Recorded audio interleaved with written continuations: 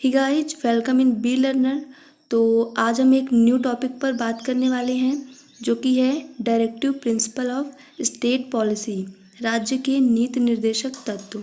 ठीक है, तो इस पर हम कंप्लीट डिस्कशन करने वाले हैं। तो चलिए स्टार्ट करते हैं।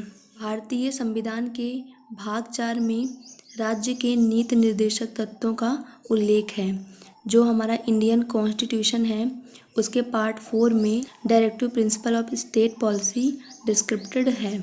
ठीक है, इन तत्वों का उद्देश्य, इनका जो एम है वो क्या है, लोक कल्याणकारी राज्य की स्थापना करना। ठीक है, मतलब पब्लिक वेलफेयर स्टेट की स्थापना करना, इस्टेब्लिश करना इनका एम है। ठीक है, अर्थात जन कल्याण के लिए राज्य उन लक्ष्यों को प्राप्त करेगा जिसमें भारतीय जनता के आर्थिक और सामाजिक हित, जो इकोनॉमिक और सोशल हित होते हैं, उनकी बात कही गई है। ठीक है, मतलब ये राज्य के लिए पथ प्रदर्शक, गाइडेंस का कार्य करते हैं। ठीक है, कि राज्य को किस तरह से शासन व्यवस्था बनानी चाहिए, उसके लिए ये रास्ता दिखाते हैं। ठीक है, आगे देखिए कुछ नोट पॉइंट।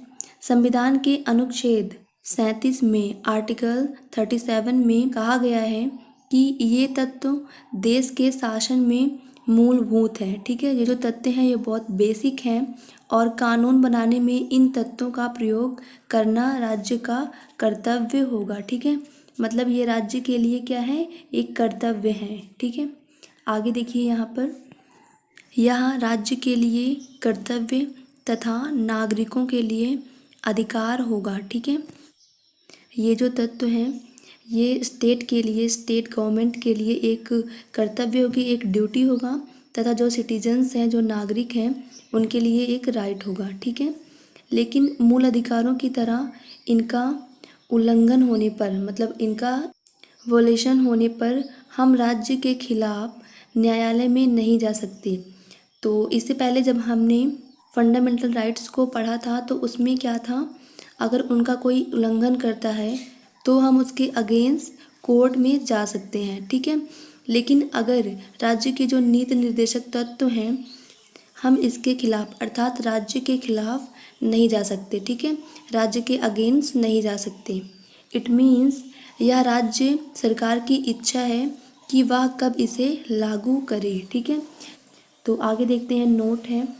इस नोट में हम जानेंगे कि ये जो तत्व है कहाँ से मिले हमको। ठीक है, तो चलिए देखते हैं। जब कानून निर्माताओं ने अधिकारों की लिस्ट बनाकर संविधान सभा में प्रस्तुत किया, ठीक है, तो जब हमारा कानून बन रहा था तो जो कानून निर्माता थे उन्होंने जब अधिकारों की लिस्ट बनाई कि कितने सारे अधिकार हमारे सिटीजन्स को प्राप्त होने चाहिए, तो सारे लिस्ट बनाकर जब कॉन्स्टिट्यूशन असेंबली को प्रस्तुत किया, ठीक है, तो संविधान सभा द्वारा यह निर्णय लिया गया इन अधिकारों की लिस्ट बहुत बड़ी है। मतलब जो लिस्ट बना कर दिया गया था वो लिस्ट बहुत बड़ी थी और अभी हमारे देश की सामाजिक एवं आर्थिक स्थिति, सोशल एंड इकोनॉमिक जो सिचुएशन थी वो बहुत अच्छी नहीं थी। ठीक है, तो इसमें से कुछ अधिकार जो कि वर्तमान परिस्थिति में महत्वपूर्ण हैं, ठीक है, उसे दे दिया जाए।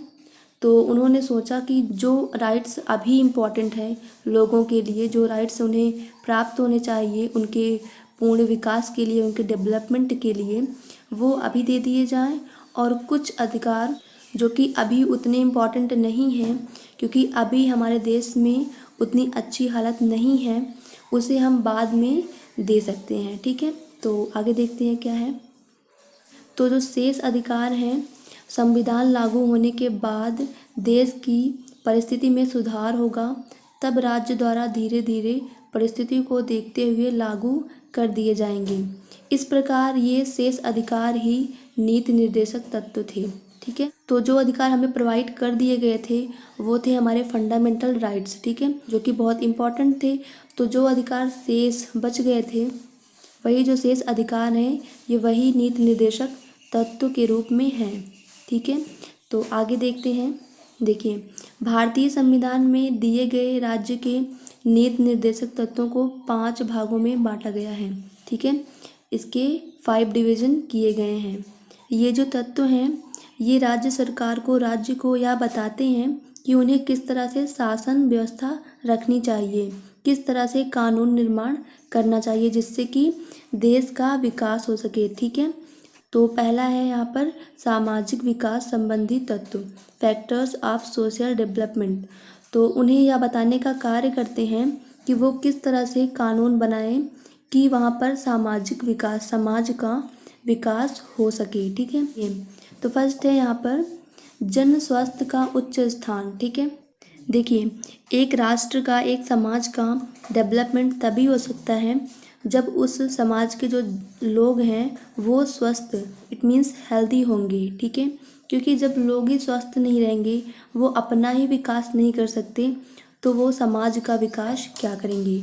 तो इसलिए सबसे पहले इम्पॉर्टेंट है कि लोगों के स्वास्थ्य का ध्यान दिया जाए। ओके, तो फर्स्ट पॉइंट हो गया जन स्वास्थ्य का उच्च स्थान, और सेकंड हो गया दलित वर्ग तथा पिछड़ी जातियों का उत्थान। ठीक है, तो एक राज्य, एक देश का विकास तभी हो सकता है जब उसके सभी लोगों का विकास होगा। ऐसा नहीं हो सकता कि सिर्फ एक दो लोगों के विकास करने से ही पूरे समाज में विकास हो सकता है, नहीं। जब उस समाज के सभी लोगों का विकास होगा तभी जाके उस समाज का विकास हो सकता है। ठीक है, ये जो इधर लिखे गए हैं ये किस सेक्शन में ये चीज़ें आती हैं धारा में वो मेंशन है। ठीक है, तो थर्ड है यहाँ पर नारियों का उत्थान।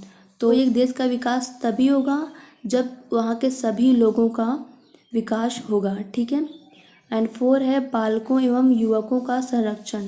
ठीक है, अर्थात उनका शोषण कोई ना कर पाए। ठीक है, क्योंकि जब वो स्वतंत्र रहेंगे तभी वो अपना विकास कर सकते हैं। ठीक है, तो आगे देखते हैं यहाँ पर 5 है मद्य निषेध, जो मद्यपान होता है उस पर रोक होना चाहिए। ठीक है, एंड 6 है कल्याणकारी समाज की रचना, मतलब कि ऐसे कानून बने जिससे कि वहाँ के सभी लोगों का, समाज के सभी लोगों का विकास हो सके। ठीक है, तो इस तरह से समाज का विकास हो सकता है जब इतने पॉइंट पर ध्यान दिया जाएगा। ओके, तो नेक्स्ट देखते हैं हम, सेकंड है शासन सुधार संबंधी तत्व, गवर्नेंस रिफॉर्म एलिमेंट्स। तो एक गवर्नमेंट को किस तरह से शासन के लिए वर्क करना चाहिए उसके लिए यहाँ पर निर्देश हैं, गाइडेंस हैं।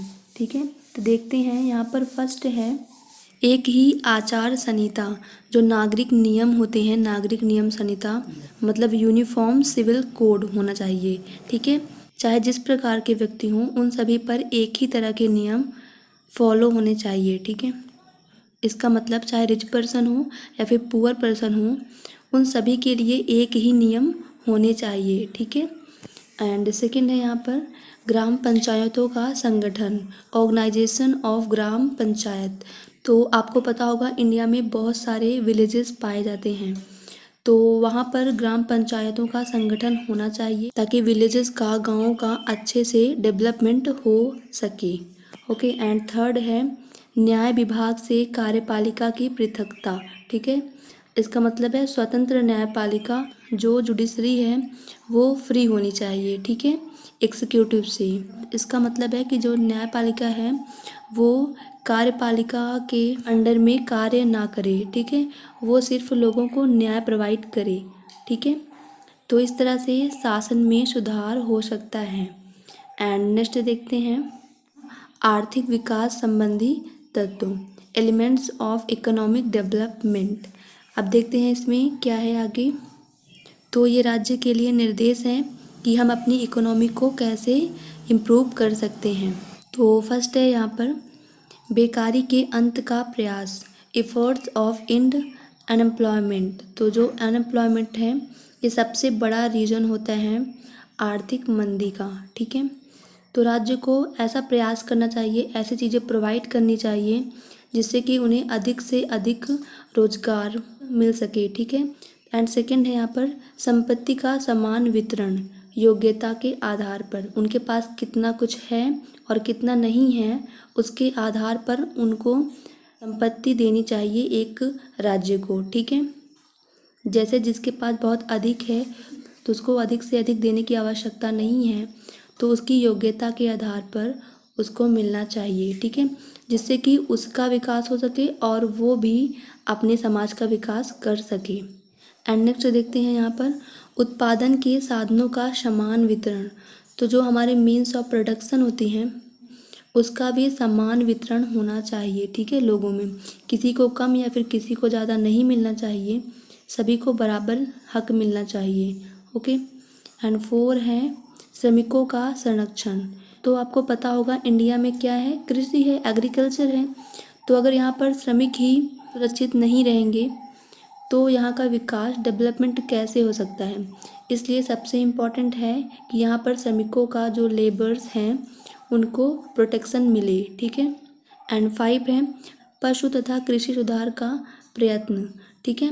तो हम अपनी कृषि को, अपनी एग्रीकल्चर को सुधार कैसे सकते हैं उसके लिए भी प्रयास करते रहना चाहिए। एंड नेक्स्ट है कुटीर उद्योगों का विकास, जो हमारे छोटे कॉटेज इंडस्ट्री होती हैं उनका भी विकास होना चाहिए, क्योंकि जब यही छोटे उद्योग आगे बढ़कर बड़े फॉर्म में क्रिएट हो सकते हैं, ठीक है। एंड 7वां है निःशुल्क कानूनी सहायता, ठीक है, फ्री लीगल एड। तो जो ऐसे लोगों के पास अपने लॉयर को खड़ा करने का पैसा नहीं होता, तो जो हमारी सरकार है उनको ऐसे लोगों को सहायता प्रोवाइड करनी चाहिए, ठीक है। तो राज्य को उसे अपना लॉयर देना चाहिए जिससे कि वह लड़ सके, ओके। तो यहाँ पर एक नोट पॉइंट है, निःशुल्क कानूनी सहायता जो फ्री लीगल एड है को 42वें संविधान संशोधन 42 अमेंडमेंट द्वारा समाज के कमज़ोर वर्गों के लिए जोड़ा गया। तो इसे गवर्नमेंट ने अब जोड़ दिया है, ठीक है। तो नेक्स्ट है यहाँ पर संस्कृति विकास एवं शिक्षा संबंधी तत्व, ठीक है, elements of cultural development and education. तो किस तरह से हम अपनी शिक्षा को बढ़ा सकते हैं और अपनी जो संस्कृति है उसको रक्षा प्रदान कर सकते हैं। तो देखिए यहाँ पर, तो पहला है यहाँ पर अनिवार्य शिक्षा की व्यवस्था, कंपलसरी एजुकेशन सिस्टम। मतलब जो अनिवार्य शिक्षा होती है 14 वर्ष तक, उसकी व्यवस्था होनी चाहिए, ठीक है। क्योंकि शिक्षा ही एक ऐसी चीज़ होती है जिससे हम अपने व्यक्तित्व को, अपने समाज को बदल सकते हैं। तो अगर ज़्यादा नहीं तो कंपलसरी जो अनिवार्य शिक्षा होती है वो तो मिलनी ही चाहिए, ठीक है। तो इस तरह से अब देखो यहाँ पर नोट पॉइंट है 86वें संविधान संशोधन 86 जो अमेंडमेंट हुआ था तो उसके द्वारा 14 वर्ष 14 ईयर तक के बालकों को शिक्षा को मौलिक अधिकार के रूप में मान्यता दे दी गई है, ओके। तो इस तरह से इसको ऐड कर लिया गया है। एंड नेक्स्ट है यहाँ पर दलित वर्ग की शिक्षा का प्रबंध, डिप्रेस्ड क्लासेस हैं उनकी शिक्षा का प्रबंध। जैसे कि कोई तो किसी तरह वो प्राइमरी एजुकेशन तो ले लेता है, बट अगर उसको आगे भी पढ़ना है तो उसकी शिक्षा का भी प्रबंध व्यवस्था होनी चाहिए जिससे कि वह भी आगे पढ़ सके। तो आगे नेक्स्ट देखते हैं यहाँ पर कलात्मक एवं ऐतिहासिक इमारतों की रक्षा। तो आपको पता है जो हमारी संस्कृति है वो इन ऐतिहासिक इमारतों में ही बसती है, ठीक है। तो अगर ये इमारतें नष्ट हो जाएंगी, नहीं रहेंगी, तो हमारी संस्कृति का भी अंत हो जाएगा। तो इसीलिए इन इमारतों की रक्षा हमें करनी चाहिए ताकि हमारी संस्कृति, जो हमारा कल्चर है, वो सुरक्षित रहे, ठीक है। तो इस तरह से हम अपनी एजुकेशन और संस्कृति को बढ़ा सकते हैं, ठीक है। तो आगे देखते हैं, नेक्स्ट पॉइंट है अंतर्राष्ट्रीय शांति संबंधी तत्व, एलिमेंट्स ऑफ इंटरनेशनल पीस। तो एक राष्ट्र का जो दूसरे राष्ट्रों से संबंध होता है वो किस तरह से मेंटेन रहेगा। तो यहाँ पर देखिए वासुदेव कुटुंबकम में विश्वास रखने वाला भारत जियो और जीनो दो, लाइव एंड लेट लाइव के सिद्धांत में विश्वास रखता है, ठीक है। वासुदेव कुटुंबकम का मतलब होता है कि सभी देशों को हम अपना मानते हैं, ठीक है। जितने भी देश हैं वो सभी हमारे लिए एक हैं और वो अपने हैं, ठीक है। तो आगे देखते हैं यहाँ पर अंतर्राष्ट्रीय संबंध को बनाए रखने के लिए वह निम्न प्रयास करेगा, ठीक है। क्या क्या करेगा, तो पहला है यहाँ पर राष्ट्रों के बीच न्यायपूर्ण संबंधों की स्थापना। तो राष्ट्रों के बीच एक न्यायपूर्ण संबंध, न्यायपूर्ण रिलेशन रहेगा। और सेकंड है अंतर्राष्ट्रीय विवादों को समझौते द्वारा निपटाने का प्रयास, ठीक है। जो इंटरनेशनल कन्फ्लिक्ट होते हैं उनको वो एग्रीमेंट्स के द्वारा सॉल्व करने का प्रयास करेगा।